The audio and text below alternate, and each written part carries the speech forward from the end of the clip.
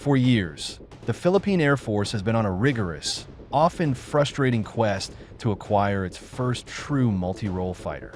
We have watched the debates between the American F-16 Viper and the Swedish JAS-39 Gripen Dragon, bogged down by budget constraints and geopolitical shifting sands. But today, a massive piece of leaked information suggests that the waiting game is finally over. And the victor might not be from the West, but from the East. Reports from highly credible sources in South Korea indicate that the Philippine government has reached a definitive behind-closed-doors agreement to procure the KAI KF-21 Boramae. In this video, we're going to unpack this breaking leak, the geopolitical pressure from the United States making this happen, and what this means for the future of Philippine air defense. Strap in, because the balance of power in the region is about to change. Let's dive straight into the facts of this unprecedented leak.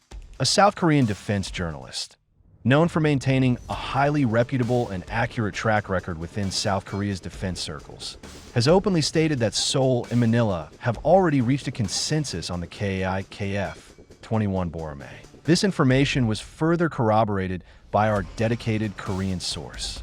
We explicitly asked this source to clarify one major detail. Did the Korean journalist state that a contract signing has already taken place? The answer is no. A formal contract signing was not specifically mentioned. However, the journalist emphasized that this arrangement is practically a done deal. According to the leak, both governments have completely agreed upon the crucial pillars of the procurement.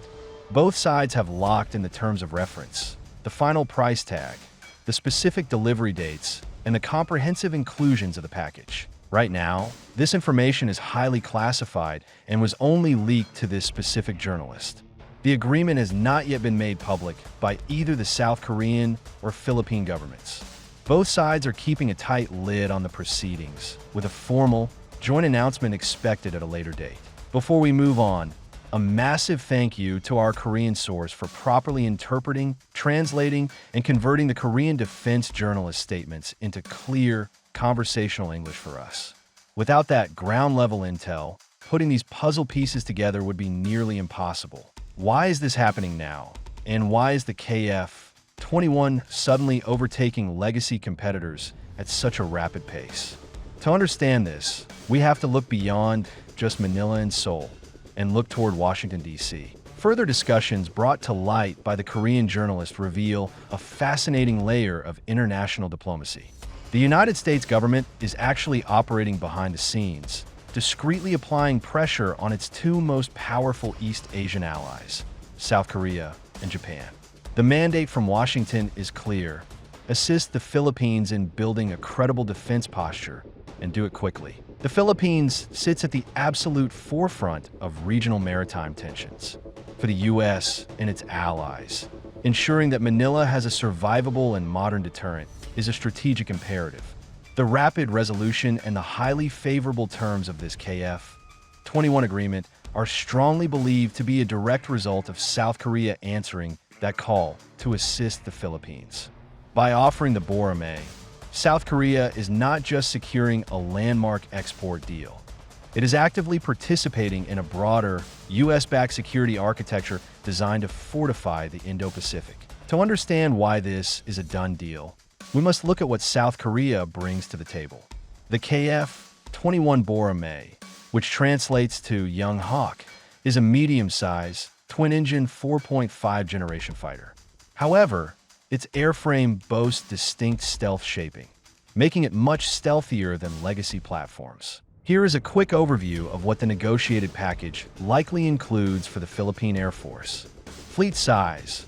Negotiations strongly point toward an initial acquisition of 12 to 20 aircraft, fulfilling the requirement for a minimum of one full multi-role fighter squadron under the Rehorizon 3 modernization program.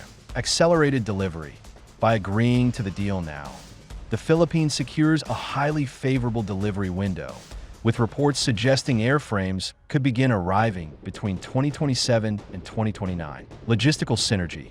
The PAF already operates a fleet of 12 KAI FA-50PH light combat aircraft. The KF-21 creates a seamless logistics, training, an operational ecosystem for Filipino pilots and ground crews. Local infrastructure. A major strategic inclusion in this deal is the proposed establishment of a localized maintenance, repair, and overhaul (MRO) facility, likely at Clark Air Base. This ensures sustainability and reduces reliance on foreign supply chains. Financial viability. South Korea is expected to utilize concessional financing through the Export-Import Bank of Korea, ensuring the Philippines can afford the fleet without crippling its national defense budget. For a long time, the PAF's multi-role fighter project felt like a two-horse race between the F-16 and the Gripen. The F-16 is a proven platform, but the multi-billion-dollar price tag for a complete package simply outpaced the Philippine budget. The Gripen offered a highly capable, cost-effective alternative, and for a time, it seemed like the inevitable choice. However, the KF-21 Boramae offers something unique: advanced sensor fusion, an active electronically scanned array radar, integration with cutting-edge beyond visual range missiles, and room for future growth into a true fifth-generation platform. By bridging the gap between high-end capability and financial reality, South Korea positioned the Boramae as the ultimate solution. The discreet diplomatic backing of the U.S. likely served as the final catalyst to push this from a proposal into a finalized agreement.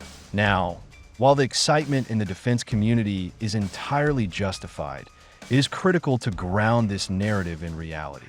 The source of this leak is highly credible, and the geopolitical context makes perfect sense. However, when it comes to Philippine defense procurement, it is always best to leave some space for doubt. Historically, major military acquisitions in the Philippines have faced sudden bureaucratic hurdles, budget realignments, or political shifts at the very last minute. Until the official documents are signed, the initial deposits are wired, and the respective defense departments make a public announcement. This remains an unfinalized leak. We must maintain a healthy dose of skepticism until the ink is completely dry. If this leak holds true, the Philippine Air Force is on the verge of its most significant capability leap in decades. A true transition from internal security operations to robust territorial defense is finally on the horizon. What are your thoughts on the Philippines securing the KF-21 Boramae as its first multi-role fighter? Do you think the deal will cross the finish line? Let me know in the comments below. Thank you for watching, and stay tuned for further updates on this developing story.